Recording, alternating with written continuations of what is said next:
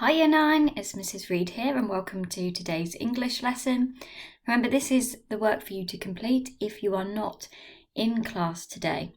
And it's the same work that you would be doing if we were in lesson. So first of all, I'd like you to start with our retrieval quiz. Make sure you put the numbers 1 to 4 in the margin and spend the next few minutes completing those questions to recap what we've already learned. Pause the video and do that now, please.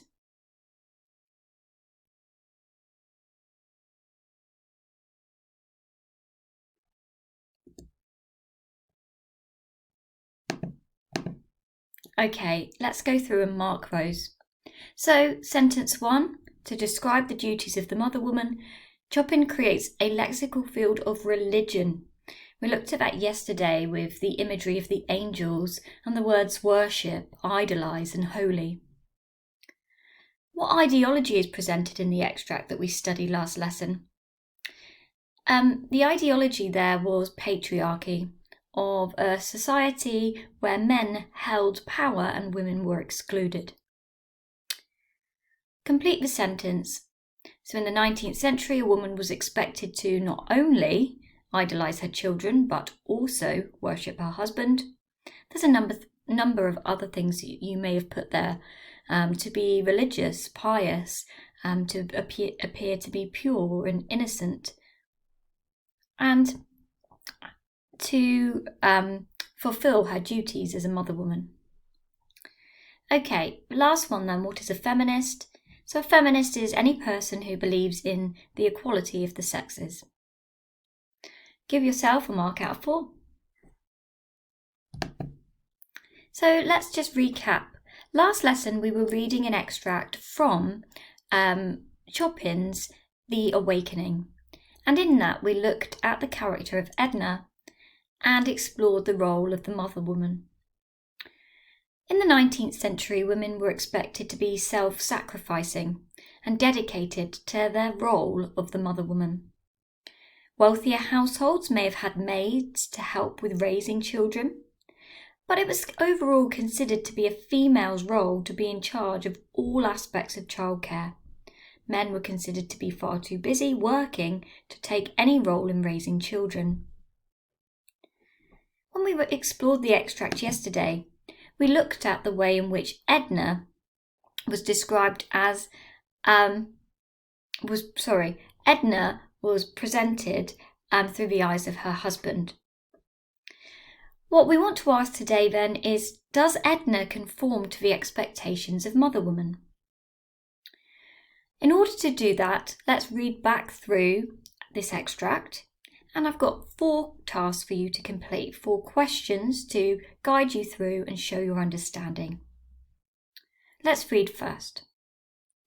If one of the little Pontellier boys took a tumble whilst at play, he was not apt to rush crying to his mother's arms for comfort.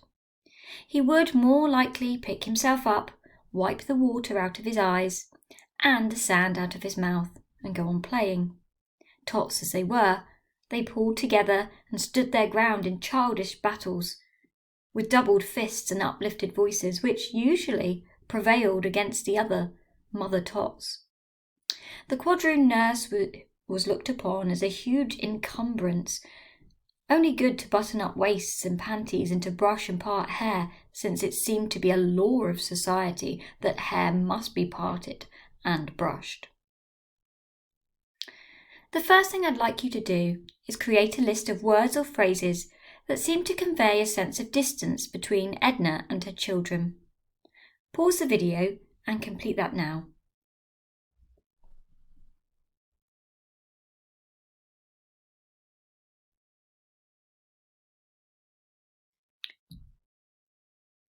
Number 2. What can we infer about Edna's relationship with her children? Make sure you phrase this as a full sentence. We can infer that Edna has a relationship with her children. Do that now, please.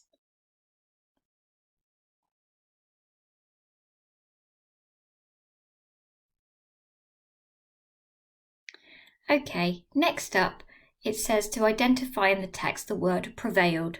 See if you can point at it now. This word means to triumph over, to win. But who or what are we told the Pontellier boys prevail against?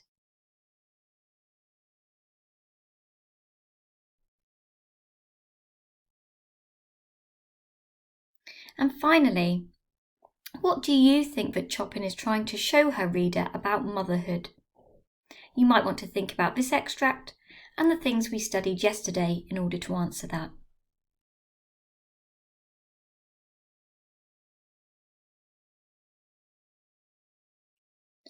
Okay, and finally, those 4 guided questions should lead you to the top one. Does Edna conform to the expectations of motherwoman? And make sure you give a reason why here. I do or don't think Edna conforms to the expectations of motherwoman because.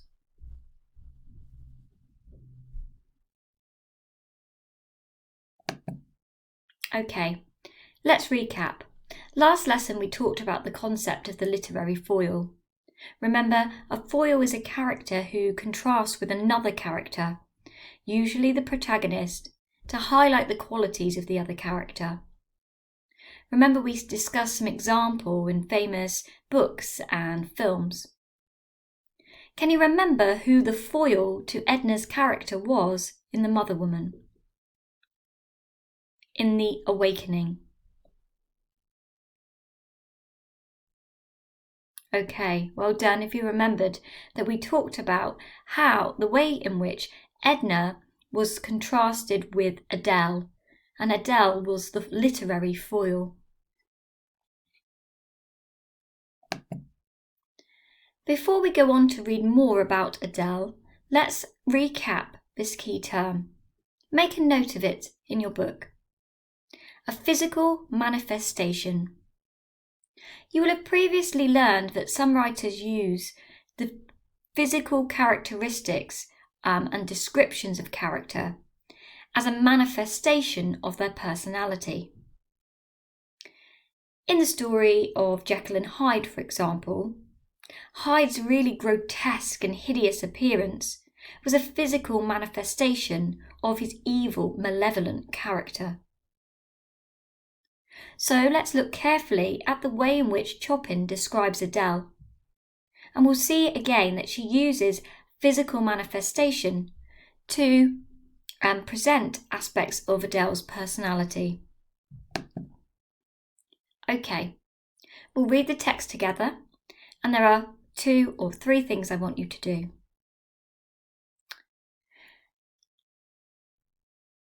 Many of them were delicious in the role. These were the motherwomen that were being described here.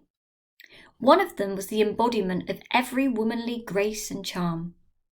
If her husband did not adore her, he was a brute, deserving of death by slow torture.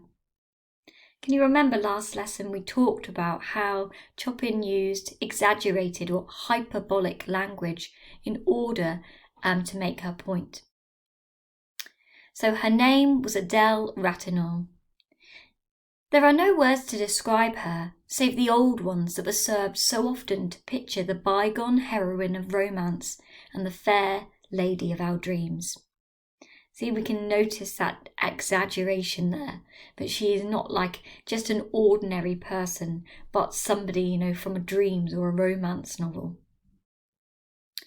There was nothing subtle or hidden about the spun gold hair that comb nor confining pin could restrain. The blue eyes that were like nothing but sapphires, 2 lips that pouted, that were so red one could only think of cherries or some other delicious crimson fruit in looking at them. She was growing a little stout, but it did not seem to detract an iota from the grace of every step, pose, and gesture.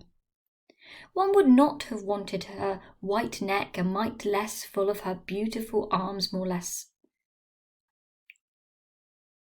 a mite less full, or beautiful arms more slender. Never were hands more exquisite than hers, and it was a joy to look at them when she threaded her needle or adjusted her gold thimble to her taper middle finger as she sewed away on the little night drawers or fashioned a bodice or a bib. Okay.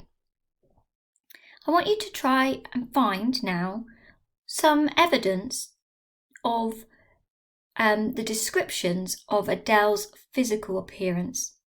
So pause the video and write down 4 quotations to show how Adele is described.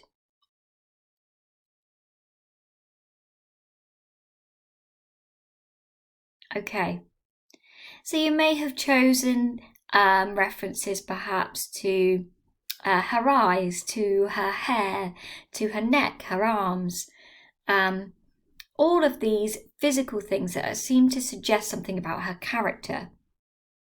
So I want you now to say, what do you think Chopin suggests about the character through this physical manifestation?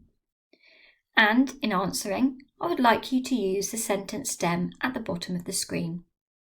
I think that Chopin suggests Adele is. Try and come up with 3 adjectives and then complete the sentence. Pause the video and have a go at that now, please.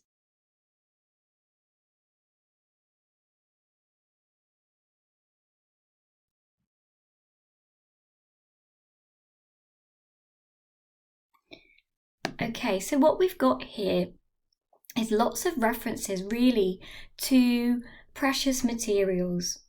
And this is also something that we would have looked at in previous units, exploring the connotations of precious materials that seem to suggest something is rare and precious and unique.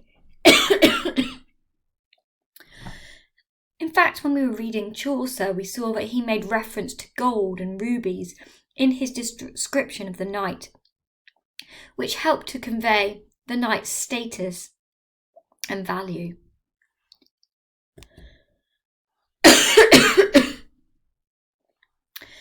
Over to you then. I would like you now to make a list of any references to precious materials in Chopin's description of Adele.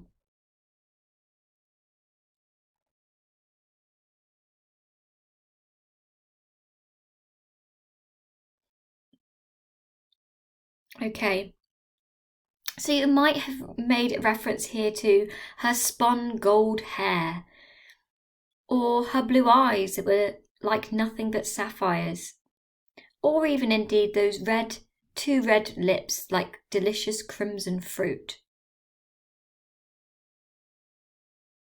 You might have also spotted, even towards the end, where she talks about the way in which she's sewing with a gold thimble on her middle finger. So lots of references here to things that are precious and beautiful and valuable. Final task for you today then, please, is to have a look at this statement and see if you can finish the sentence with 3 alternative endings. You will need to draw on things from this lesson, as well as things that we've studied throughout the week when exploring the role of women in the 19th century and in reading The Awakening.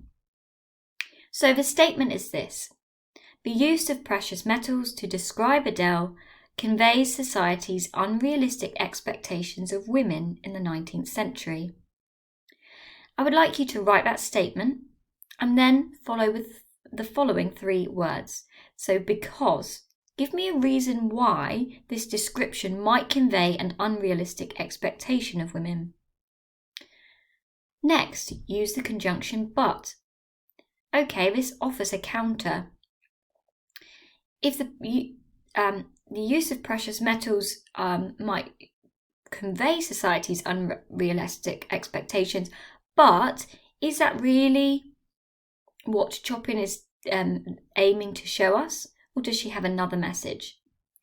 And finally, end with the word so.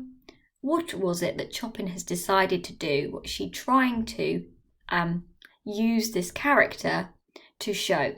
You might want to use the word literary foil here if you can.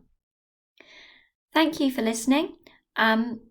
Please make sure that you upload onto Show My Homework any work that you have finished today. And I look forward to seeing you back in the classroom soon. Have a good day. Bye.